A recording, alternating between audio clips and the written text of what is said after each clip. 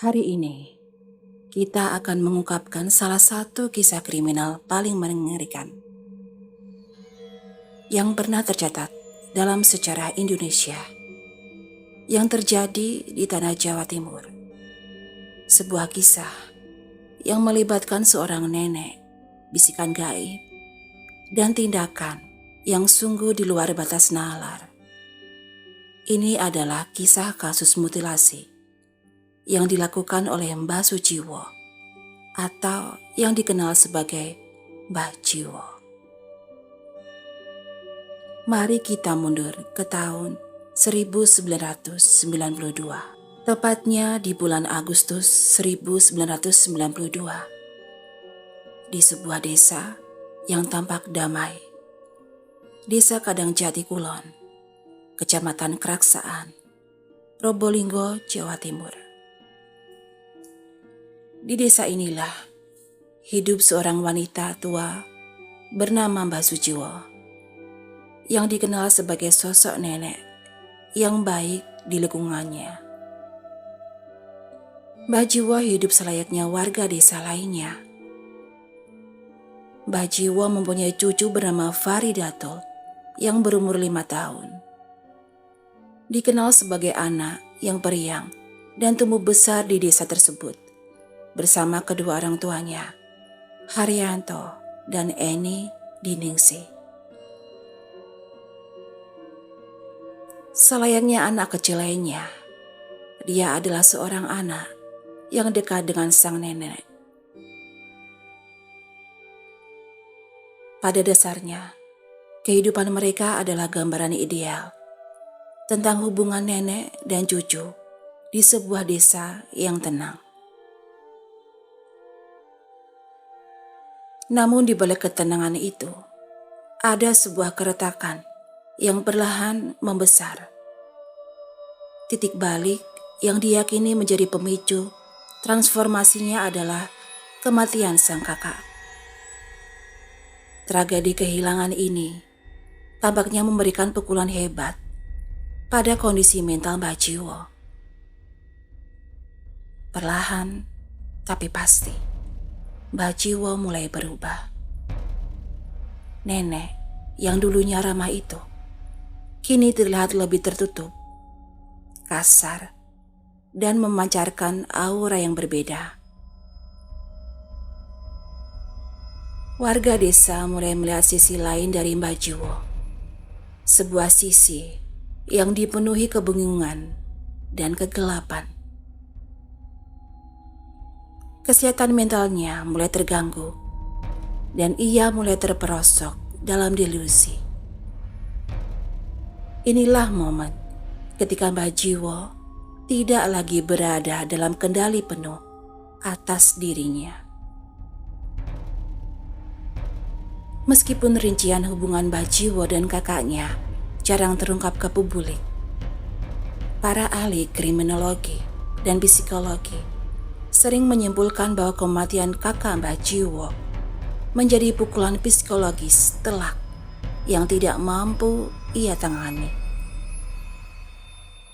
Kemungkinan besar Mbah Jiwo dan kakaknya memiliki hubungan yang sangat dekat atau bahkan saling bergantung. Kegelapan itu mencapai puncaknya ketika Mbah Jiwo mulai mengaku mendengar bisikan. Bisikan yang bukan berasal dari dunia nyata, melainkan dari dunia gaib yang memerintahkannya untuk melakukan hal-hal yang tidak masuk akal. Bisikan itulah yang kemudian menuntut pengorbanan darah. Malam itu di Desa Kadangjati Kulon, Probolinggo, suasana yang tadinya tenang berubah menjadi panik.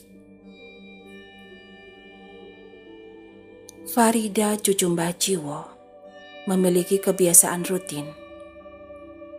Ia selalu pulang sekitar pukul 8 malam setelah selesai mengikuti pengajian di musola. Namun malam itu berbeda. Jarum jam terus berputar melewati batas waktu kepulangannya. Orang tua Farida, Haryanto dan Eni Diningsih, awalnya mungkin hanya merasa cemas. Namun, seiring waktu berjalan, kecemasan itu berubah menjadi ketakutan yang histeris. Teriakan mereka mencari nama Farida mulai membanjiri seluruh sisi desa. Melihat kepanikan itu, warga desa segera merespon. Dibantu oleh kepala desa setempat, mereka membentuk tim pencarian massal. Mereka tidak hanya mencari di rumah-rumah tetangga, tetapi juga menyusuri pelosok kampung, kebun, dan setiap sudut yang mungkin disinggahi anak kecil. Selama hampir 6 jam lamanya, desa itu diselimuti suasana tegang.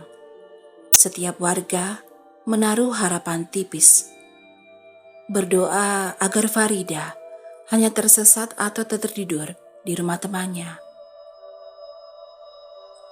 Harapan bahwa anak sekecil Farida bisa hilang begitu saja di desa yang mereka kenal betul terasa tidak masuk akal saat fajar hampir menjelang dan keputusasaan memuncak. Pencarian terfokus ke rumah-rumah yang belum diperiksa secara menyeluruh.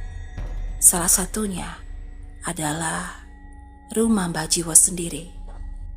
Kepala desa dan beberapa warga memasuki rumah itu.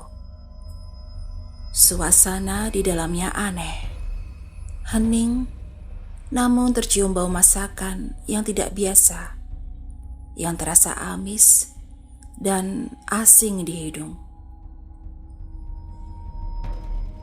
Ketika mereka bergerak ke dapur, kepala desa secara tidak sengaja menyenggol sebuah wadah.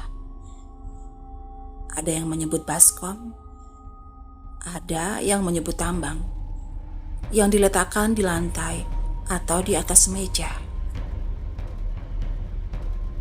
Saat wadah itu bergerak atau isinya sedikit tumpah, mereka melihatnya. Bukan mainan atau sampah. Itu adalah potongan tangan kecil.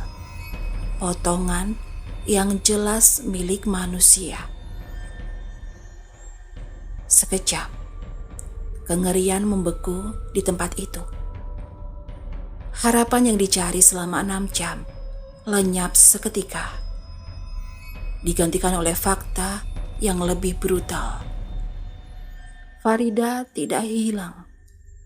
Ia berada di rumah nenek-neneknya sendiri. Penemuan itu memicu pemeriksaan yang lebih teliti. Di dapur ditemukan sisa-sisa yang lebih mengerikan, termasuk potongan-potongan tubuh lain. Disebutkan tubuh korban dipotong secara sadis hingga 79 bagian. Dan konon, beberapa bagian bahkan sudah berada di dalam panci yang sedang dimasak menjadi gulai. Maka terungkaplah kebenaran yang tidak terbayangkan. Cucu yang mereka cari mati-matian telah menjadi korban mutilasi sadis di tangan orang yang seharusnya melindunginya. Penemuan potongan tubuh Farida di dapur Mbah Jiwo langsung memicu kekacauan yang luar biasa. Warga desa yang semula dipenuhi rasa panik pencarian, kini dibanjiri oleh amukan, ketidakpercayaan, dan kengerian yang tak terlukiskan. Kepala desa segera mengamankan lokasi dan dengan cepat menghubungi pihak berwajib. Mbah Jiwo, sang nenek, ditemukan berada di sekitar lokasi kejadian. Menariknya, ia tidak melarikan diri. Sikapnya saat itu digambarkan tidak menunjukkan penyesalan yang berarti. menambah kengerian bagi siapapun yang menyaksikannya. Polisi dari Polres Probolinggo tiba di tempat kejadian yang kini telah berubah menjadi TKP. Fokus utama mereka adalah menenangkan massa yang emosional dan mengamankan Bajiwo dari potensi amukan warga yang marah. Bajiwo kemudian dibawa dan menjalani interogasi oleh pihak kepolisian. Disinilah kepingan teka-teki motif sadis itu mulai terungkap. Dan ini jauh lebih gelap dari yang dibayangkan. Polisi tidak berhadapan dengan motif perampokan atau dendam biasa. Mereka berhadapan dengan sebuah delusi maut. Ketika ditanya mengapa ia melakukan tindakan keji tersebut terhadap darah dagingnya sendiri, Bajiwo memberikan jawaban yang membalikkan nalar. Ia mengaku telah mendapat bisikan gaib. Bisikan itu memerintahkannya untuk melakukan ritual pengorbanan. Dan cucunya adalah targetnya. Bisikan ini telah menguasai pikirannya, mengubah cinta menjadi kewajiban ritual yang harus dipenuhi.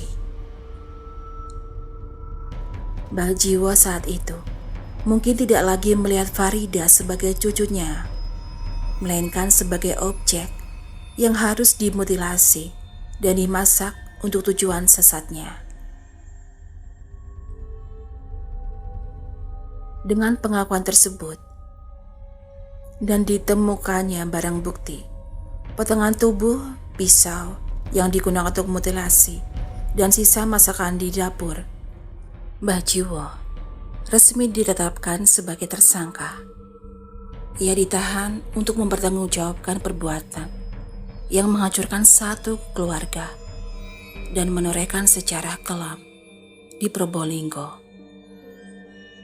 Penangkapannya mengakhiri pencarian mengerikan, namun membuka babak baru, yaitu proses hukum dan pertanyaan besar tentang batas antara kejahatan, kepercayaan sesat, dan gangguan kejiwaan.